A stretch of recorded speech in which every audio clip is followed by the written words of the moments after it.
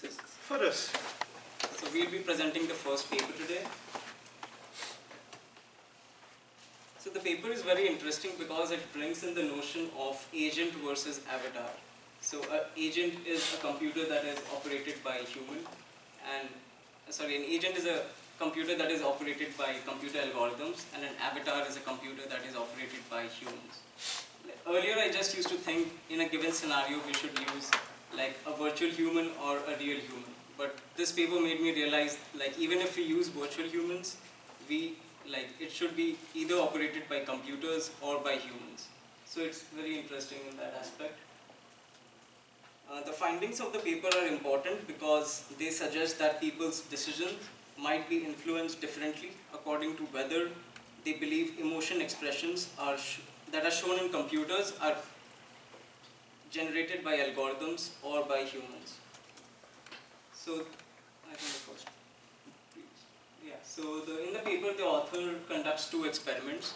The first one was related to social dilemma, and the second one was based on negotiation. And in both of them, the virtual humans that were either perceived to be as agents or as avatars. So but really the virtual humans used were agents, but the participants were made to realize some of them were avatars, whereas some of them were agents. So in the first experiment, generally speaking, social dilemma is a situation in which an individual profits from selfishness unless both participants choose the selfish alternative, in which case both of them lose. So the results show that people cooperated more with virtual humans that displayed cooperative facial displays than competitive displays. And in the second experiment, in which there was a negotiation experiment, so the people conceded more to angry than neutral virtual humans. And in both cases, the effect was stronger in cases of an avatar than in cases of agents. So what do you guys think was the reason for this? Apart from the paper, just a general thing, what might be the reason? The perception that computers don't have any real emotions by themselves. Yeah. And since the humans were controlling the computer, so they knew at certain point what type of emotional quotient is there with the actual human, and they could relate to that, and then eventually the computer was actually listening to the human itself. So yeah, so of a human-human interaction coming. Exactly. So the participants were thinking they were interacting with another human. So that might have been the reason. And as the author says, according to a study that was cited by him in the paper, that when people played rock, paper, scissors game with a human, there was an activation of the medial prefrontal cortex in the brain. However, no such activation was found when people engaged in the same game while playing with a computer. So this might be one of the explanations that people consider humans differently than computers while doing the same activity. And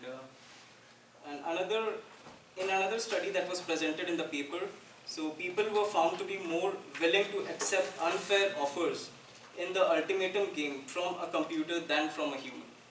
So this proves the fact that people interact with computers in a different manner than they interact with humans. Despite that, there are a number of different factors that they weren't necessarily discussed in the paper and presented in other work that could also affect how this perception changes.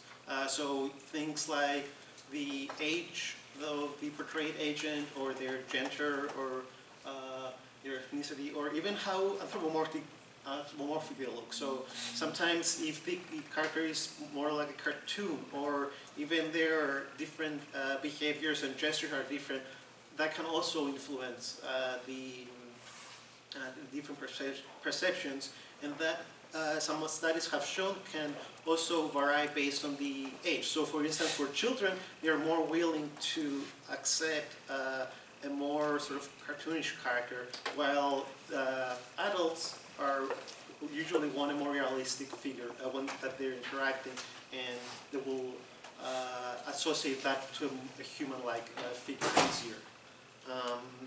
In addition, there are things like the medium that we use for these interactions also can affect it. So the last couple of years we have seen a lot of applications in virtual reality, which having an immersive environment like that can also affect the believability of these agents and how the interaction goes. Do you guys have any other factors that you think that might influence this kind of interaction?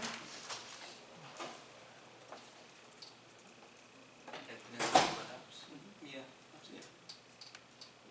So yeah, all these, and especially different studies have shown that that can also vary based on the population of these subjects. So if they're men, they can perceive men or women in different ways as well. Or it can also depend based on the task. So for certain tasks, certain characters might be viewed more favorable, while for other tasks it can be the other way around. One of the questions we had for the discussion was what kind of application might be better suited for avatar applications, or what might be better case for agent applications. So for now, we're going to start first with the avatar. What are your thoughts on this? If you want the person reacting with the virtual human to develop more of like a personal relationship with the virtual human, then you might want to use an avatar, because then people respond more warmly to them and more emotionally.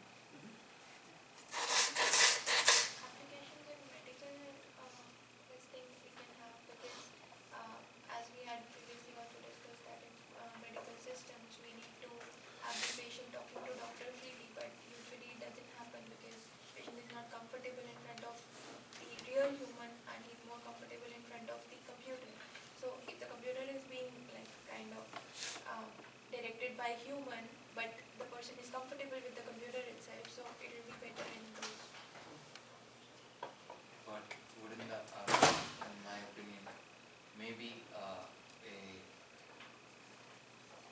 an avatar wouldn't be suitable, because it said in the earlier paper that people were willing to be more open to that system because they thought that it was not a human, and because they were, that kind of was a reassurance that provided them more privacy, Yeah, perhaps. in case of avatars also, if we see at the front end, it's just a computer.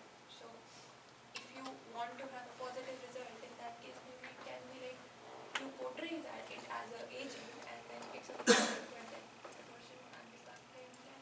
But the participant might still think he's talking to a human. And About the perception, right? On It mine, depends. mine, I think probably both of you are right based on which application you're talking about. So, for instance, for the avatar-based agent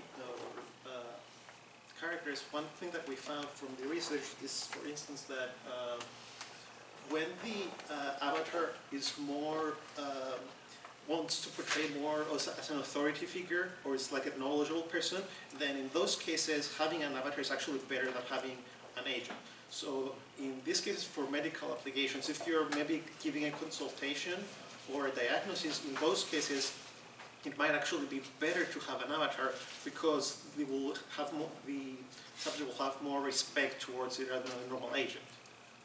So in that case, in those health applications, it could be actually a better thing to have the avatar. And that has been shown in a number of different studies. Yeah? It could also depend on the patient himself, right? Like, if the patient is insecure, it makes more sense to use a computer-based system, an agent, rather than an avatar, right? But if the patient is more friendly and he's willing to talk and he wants to talk to a human sort of a thing, then avatar makes more sense. Yeah, we're going to go over that in the next slide, actually, a little bit. But yeah, just to some of the little bit of the points here. So yeah, some of the other studies that we have seen is, for instance, for teaching. Again, it comes down to what I said earlier, that a lot of the times, if you want to have like a role model figure, sort of, or someone who presents like a knowledgeable person, in those cases, having avatar might be better. So they have done some research where the teachers are trying to teach either, or the students are trying to learn either from an avatar or from an agent, and they have found out that the students who interacted with an actual avatar had better learning outcomes from the study. And in addition to that, there are other things where related to the to one thing we have is that in interviewing different suspects, which that was a study about deception basically, and they found out that the suspects were more likely to confide if they had or to lie when it was on using the avatar instead of the agent, and that triggered a number of physiological signals which were easier to track using a lie detector. So that's also comes to the previous point where it can, based on what the perception is of the other interacting character, it can have different physiological changes which can help in various situations. So another notion might be like, when do you think agent-friendly applications are suitable to use? In call centers. Yeah, like a question answering Yeah. system sort of thing, where you call in like an operator picks up. Instead of that, you can have an automated answering machine, because the list of questions might be limited there. Yes. Yeah. Hmm. Complex system and you need to detect a lot of things. Yeah. So your person has to allocate the data. Yeah, so it was presented in the paper that people were found to get more angry with competitive agents than competitive avatars. So, so I believe like in situations where people might get more angry, we should use avatars instead of agents. So like some examples might be these, like self-disclosure. The best one is the tour guide or assistance guide as the Ada and Grace. So that can be agent developed example. And yeah, and we came across some research papers where we found these examples. Like in one, it was that showed that people were more willing to accept unfair offers in the ultimatum game, as I said. That. Yeah, now we'll have some final questions. We'll discuss and see what we think of. One thing, is there a better option or a good medium between the two? Or some suggestions that we found on some papers is, what if we can actually have like a hybrid situation where it can be a sort of a combination between the two systems, so you can have the goods of both worlds. Do you have any thoughts on that? So if we want to answer this question, we should know why we actually use virtual humans. So when you're saying, because I was thinking about the hybrid procedure for the last paper, but the point is that we want to use virtual human because we don't want people to do this job, right? We don't want anyone to interview someone in the desert somehow. So I don't know how hybrid is a valid answer. Well, a cyborg. No.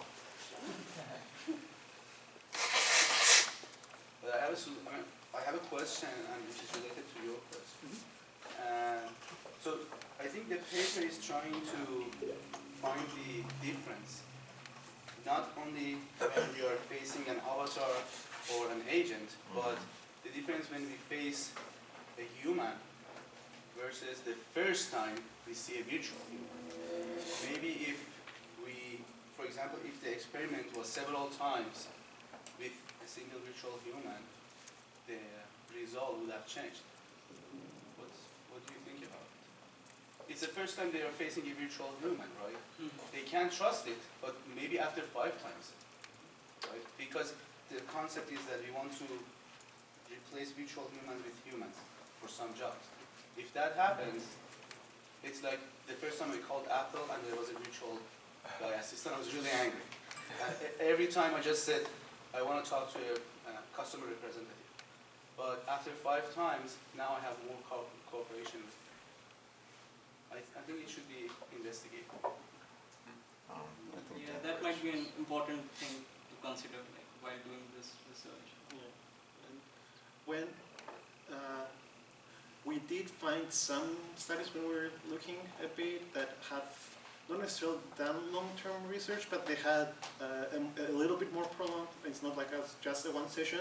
And in some of those, we did find some kind of behavioral change as the interaction went on, and and again, based on the task, at some point it will be either like more forgiving, or it can also be easier for them to, or harder for them to differentiate between the two things based on, again, what task they're dealing with.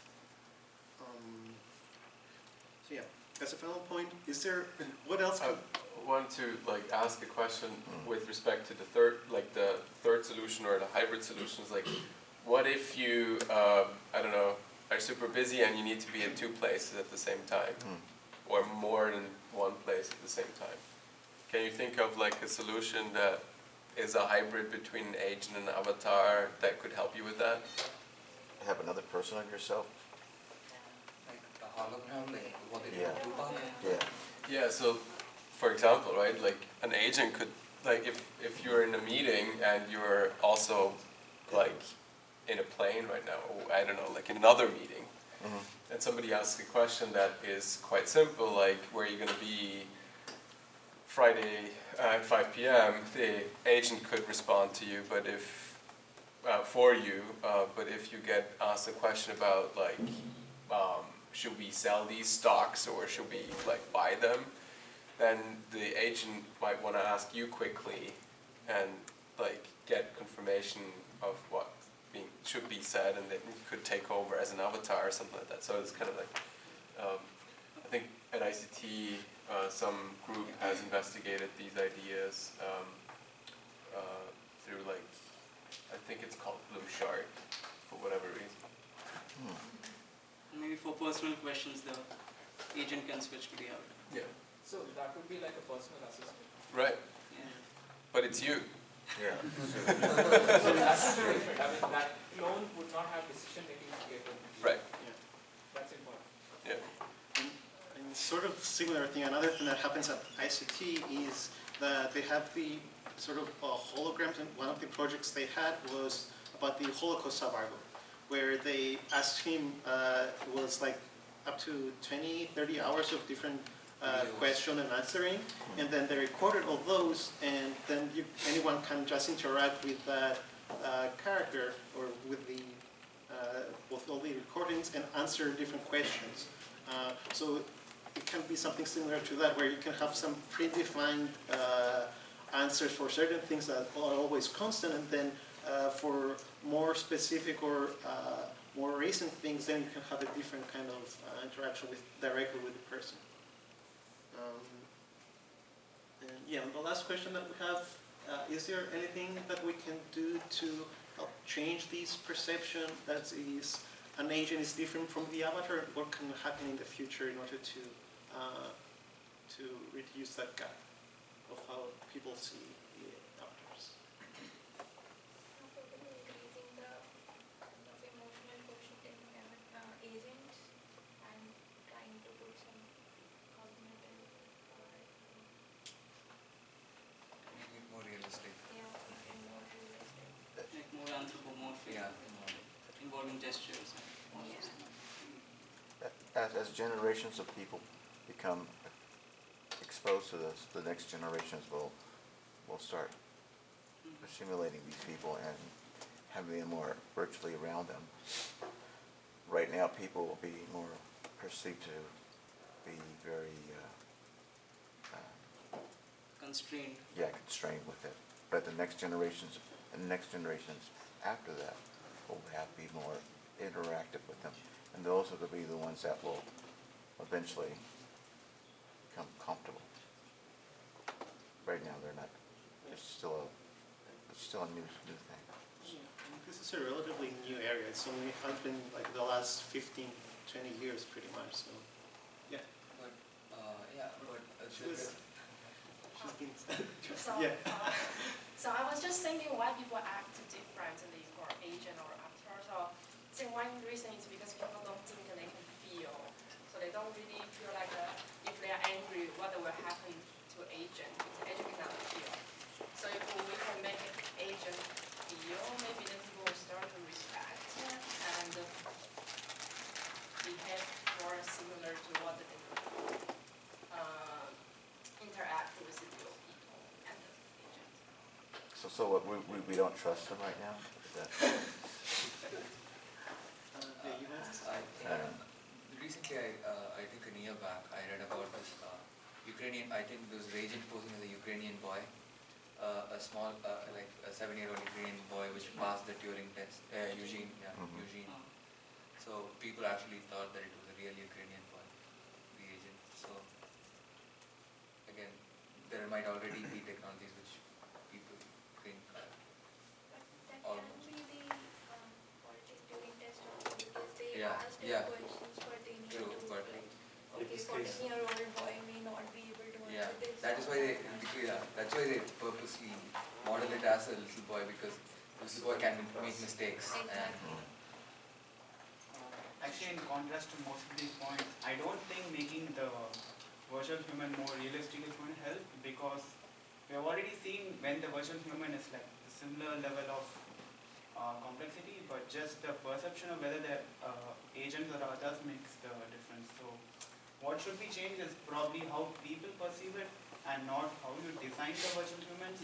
So maybe adding to his point that repeated interactions with the agents is going to change the perception. So maybe we should study like what makes the change in perception of people rather than how to make it more realistic. That's what I feel. Yeah, to add to this, like as it was presented in the paper, like people thought that they were interacting with a real human, so they might have masked their true emotions to just to like match up with his emotional state. So it's more important what you tell them rather than how you show it to them. But isn't that a bit like unfaithful for the participants? So if it's a real application, if you really cannot lie, right? Like they are agents, they are agents. But sometimes you don't really realize it though, especially with these kind of interactions, maybe, unconsciously. Any other comments? Otherwise, we're done. Nice, thanks.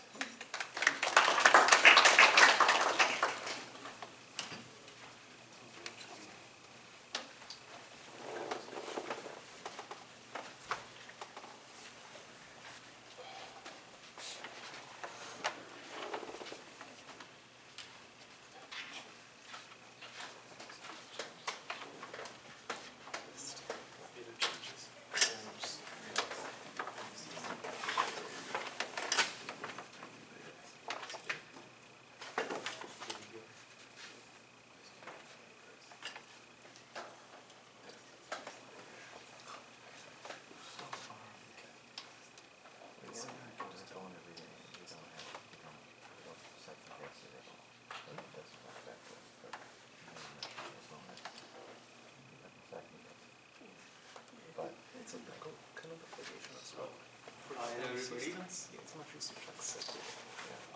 We will be presenting the second paper. I am Yash and he is Madhav. So basically we have divided our discussion into 4 major topics, and I'll be talking about aim and motivation, and secondly I'll be talking about theoretical background, and later on Madhav will be talking about experiments and results. So in this study, basically we have a situation where there are a group of individuals, virtual humans, and another individual is present. We want to study how the dynamics of these individuals get affected by the presence or the proximity of this user. So the dynamics within the group and towards the user. The aim is to study that. So I will talk about like the motivation behind this. How will this be helpful? So, do you guys know about Assassin's Creed game? How many of you know about that game? Nice. So for those who don't know about that game, so basically it has various missions. Player has to complete those missions, and they have to execute some assassinations, and they have to discover some treasures, and they have to build a brotherhood for assassins.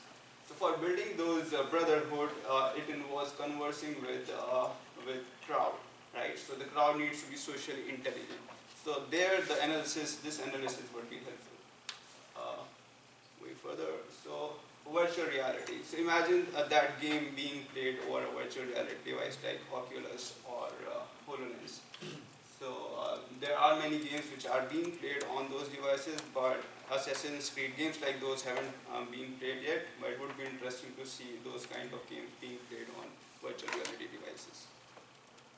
So next, I think there was a question on a discussion board how the dynamics of the crowd would be analyzed in realistic settings. So I have this video, interesting video which I would like to present. My name is Evans, and hopefully I'm going to win. Let's play. This is too much. You are too lucky. Do not move near our gods. Booyah. I like you, but I need to attack. I am sorry, but this experiment is over. I have to go to sleep. Bye-bye. So basically, this setting is not exactly the same setting which has been discussed in the paper, but as you can see here, this agent can easily identify the expressions of different group members, and based on that, he can take decisions. So in this, the task was completing a game, but it was not perfect in the sense it didn't take proximity into his account, and it also does not have body orientation changes. So, but I can say that it is like first step in this direction, like in the future how this how these agents can be used in the realistic settings.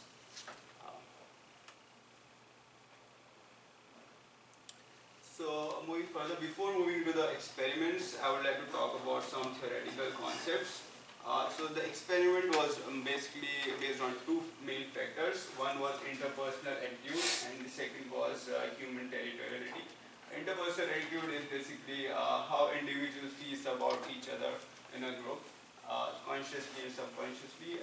So there are many models which has been used to express interpersonal attitudes, but for this study, the author used Argyle model. I'll be talking about the Argyle model in detail. Second factor was human territoriality, basically how people form a group, like the shape of the group. And they are using cadence F formation in the study. F is basically facing a formation, so I'll be talking about that also in detail. So in Argyle model, there are two dimensions. First dimension was affiliation, second dimension was status. By affiliation, there can be two kinds of affiliation, friendly or unfriendly. For example, based on the distance of different individuals, you can determine how friendly they are. Like if I'm close enough, I'm more friendly. If I'm farther, I'm unfriendly probably. Based on the duration of the talk, if I'm talking for a longer time, I'm more friendly. All those things were taken into account for friendly and unfriendly categories. And for dominant and submissive behavior, like if you are standing in a group and you are expressing dominant behavior, you will basically move away from the group and everybody in the group will listen to you, something like that. I'll show that in detail with pictures. So for example, or here we have a group which are basically neutral. Or here in this you see the two members over here which are standing close to each other and talking like face to face. They are exhibiting more friendly kind of behavior in Argyle model. And secondly, for here you see this person has moved away from the group and expressing some submissive behavior, and everybody in the group is basically listening to that person. Or here person has moved away from the group and basically is only listening. Nobody in the group is basically looking at him, so he's kind of expressing a submissive kind of behavior. That is dominant, sorry, and that one was submissive. Yeah, and the last is human territoriality. Basically, Kendon found that most of the people in the group form this kind of formation, concentric circle. They generally stand in a P region, and they basically stand in these kind of patterns. So these two things, these two factors were taken into consideration while studying. So based on these two factors, they come up with a system. And that system was composed of two components. One was virtual interactive behavior, the other was impulsion engine. VIB basically controls two factors, like one was facial expression, the other was conversational gesture.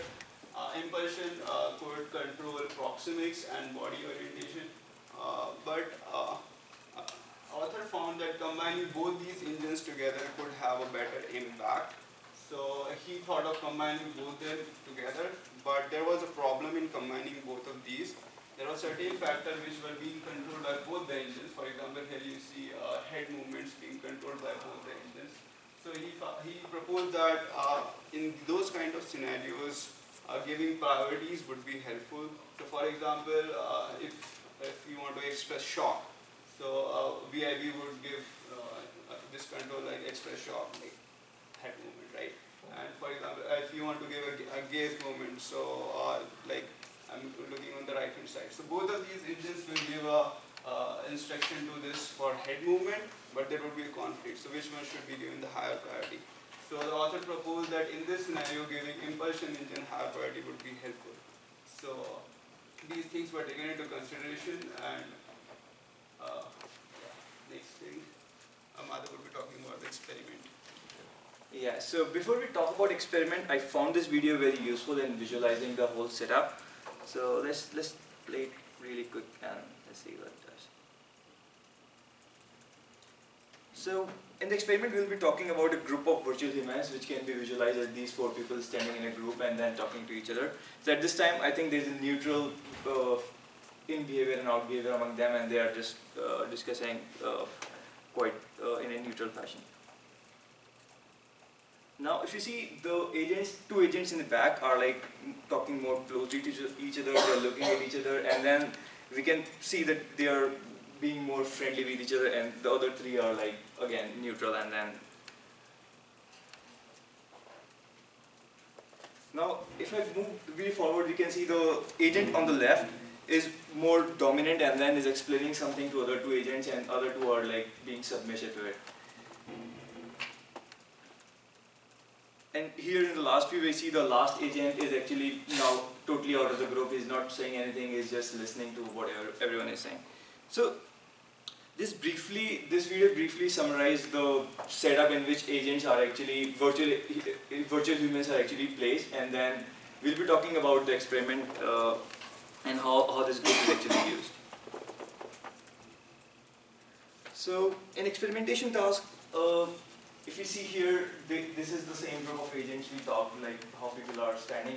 And this is a user avatar. So basically we'll be having a real human which will be controlling an avatar through keyboards, and then we'll be providing him a couple of tasks. So first task was join conversation, in which the avatar can control and he decides whether he wants to go to this user agent and then do some conversation. And second was reach destination, where we assume there's a destination somewhere over there, and we give a specific task to human to control his avatar to reach the destination. And then it's up to him, like, what path does it take, at what moment does it stop, and things like that. So basically the whole experiment says that we'll be tweaking behaviors of these virtual humans, and then we'll be asking avatar to do some task, and we'll be recording what was his behavior, how did it went through, and then we'll be later questioning him and recording his observations. Next. Experiment perspective and variables. So now we know like what the experimentation task is and how we are controlling the environment. The second thing is like how do we tweak the behavior of virtual humans. So there are two major variables. One is in-group and second is out-group. In-group controls the behavior how virtual humans are talking with themselves within the group. For example, how friendly they are, how unfriendly they are, how neutral they are. So it can be determined by few of the verbal and non-verbal cues like time and turn taking. So the paper said if people are talking for a longer time, that means they are talking more friendly. It precisely says 5 minutes. And then on the other hand, if it's unfriendly, then there will be like turn taking in like a minute, and there will be a subsequent overlap between two people talking. Other was like proximity between two people, how close they are standing, how far they are standing. So people who are friendly tend to stay more closer, and people who are unfriendly like just stay apart. Outgroup tells more about the behavior of a group to the outside person. For example, in our case, it will be the avatar, and outgroup will be shown by the group of virtual humans. And it can be shown by the gaze. For example, if I'm looking at someone while someone is approaching my group, then it's perceived as a friendly, and if I'm just ignoring, then it could be unfriendly. So now we know like what's our experiment, how we're tweaking the virtual elements using what variables. It's important to know about the participants. I like this thing about this experiment that it covers a diverse range of participants.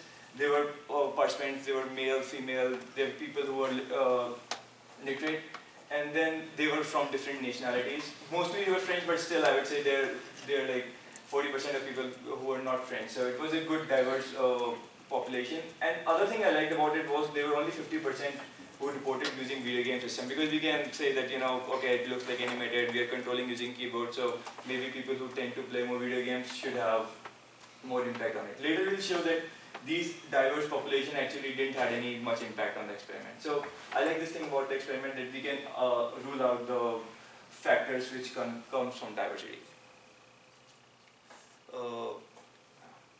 So now we know like who's a population and things. We need to know like how will we be judging the experience of a user avatar.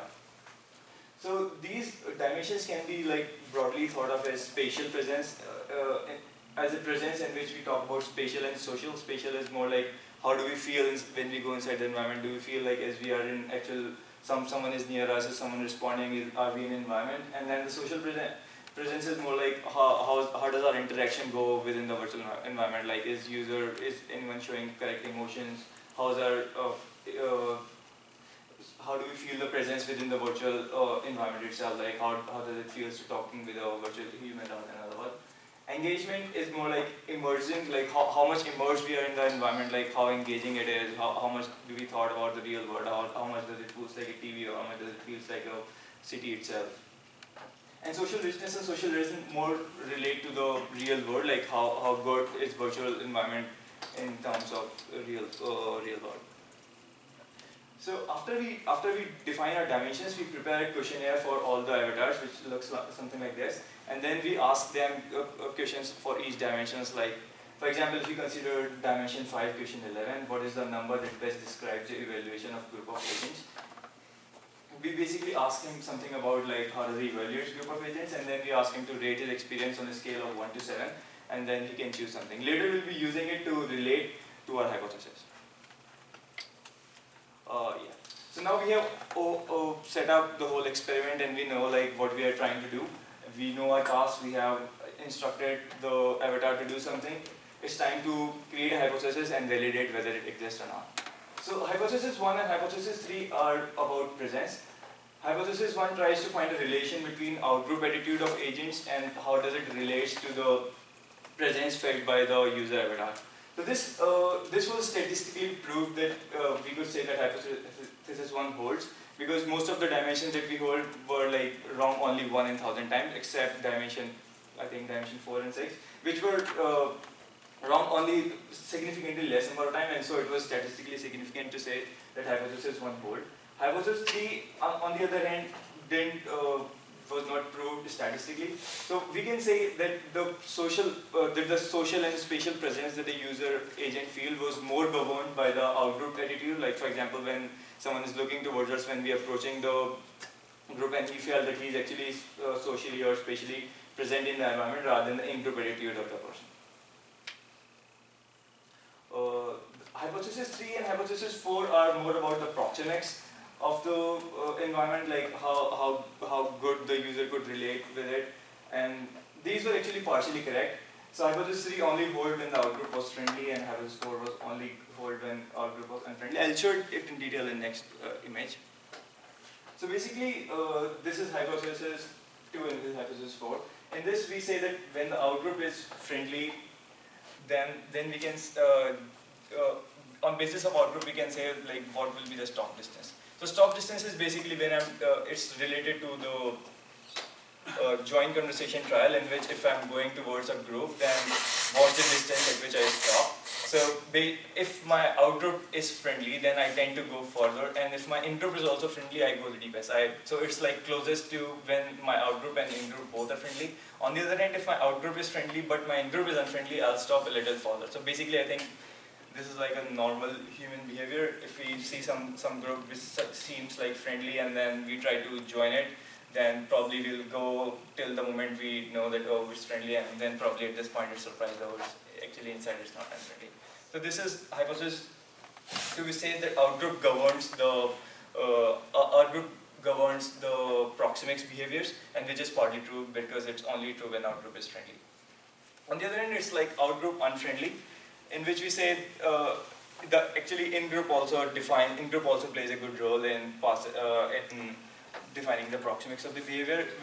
So this is shown by the pass distance trial, in which when the outgroup is unfriendly, people actually doesn't care and try to take the shortest path. So we see if outgroup and in-group both are unfriendly, we actually try to take the shortest path to target destination. And on the other hand, maybe if the in-group is friendly, people try to care more about what they're talking and probably just avoid the group and take a longer distance.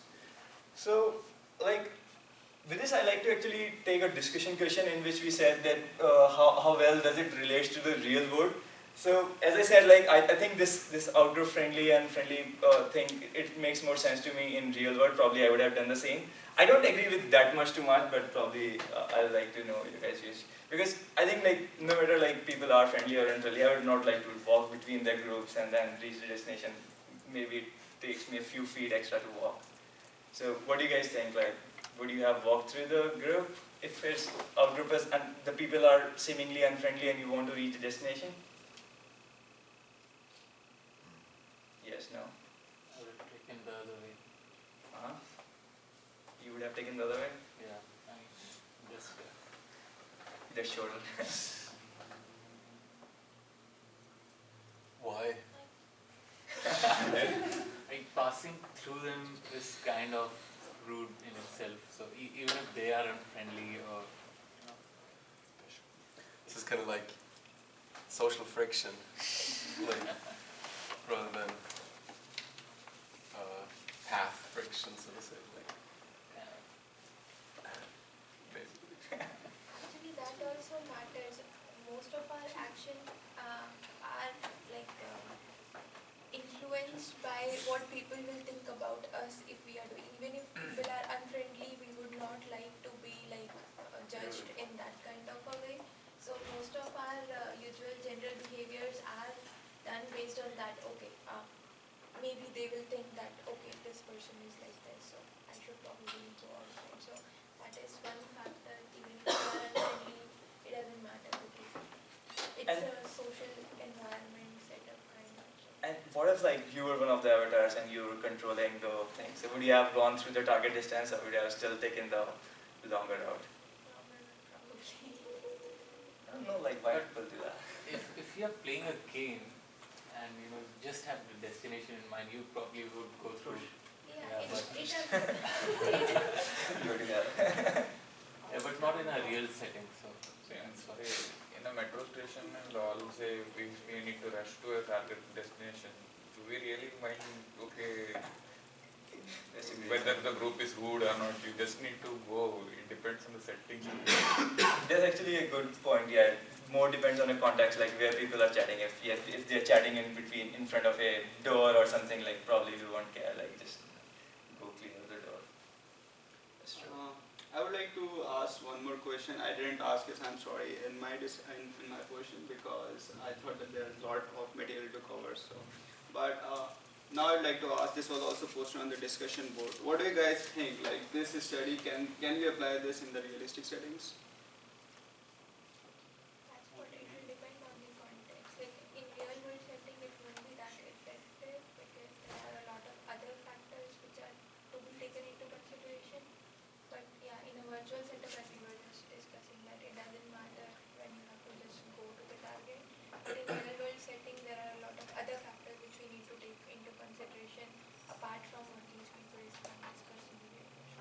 Yeah, right. So I was going through that analysis which I showed, that video. Over there also they discussed that they only considered few factors, and that study was limited to completing one game task.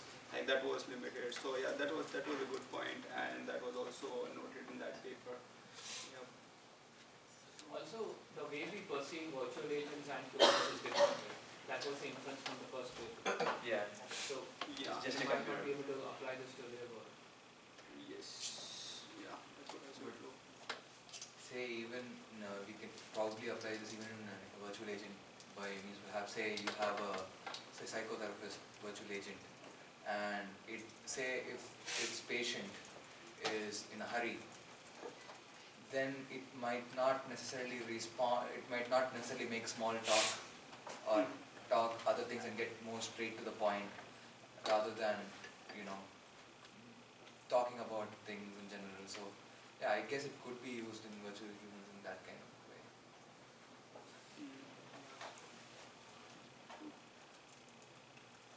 Okay. Any more thoughts, discussion anyone wants to bring up? No? So that's what we So? have. Cool.